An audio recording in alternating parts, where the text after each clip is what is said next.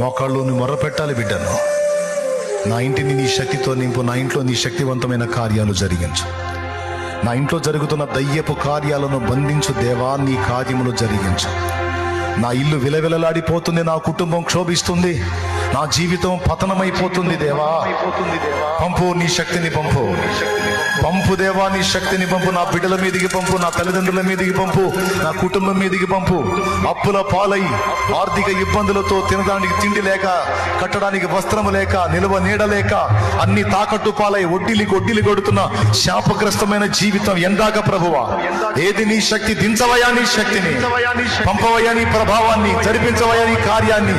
అన్య జనులలో నీ నామం మహిమపరచబడినట్లు, నా బ్రతుకు సాక్ష్యాన్ని చూసి అనేకులు మారునట్లు దేవా నీ శక్తిని పంపమని అడుగు. నీ శరీరములో రోగం తగ్గించలేని శక్తి ఆ దేవుడిది.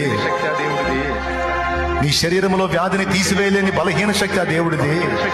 చచ్చినోళ్ళం తిరిగి లేపాడే నా దేవుడు, చచ్చినోళ్ళం తిరిగి లేపాడే నా దేవుడు. నీ రోగాన్ని వెనక్కి తిప్పలేడు, నీ రోగాన్ని వెనక్కి తిప్పలేడు, నీ సమస్యను వెనక్కి తిప్పలేడు. సముద్రాలను పాయలు కొట్టిన దేవుడు, బండ నుండి జలాన్ని రప్పించిన దేవుడు. ఏది దేవుడు నీ సన్నిధిలో, నీ ఇంట కార్యము జరిగించేంత వరకు నువ్వు మోకాళ్ళేసింది ఏది, మొర్రపెట్టింది ఏది, గోజాడింది ఏది? దేవుని శక్తి దిగొచ్చేంత వరకు ఏలియాలాగా పట్టుబట్టి కూర్చున్నదేది?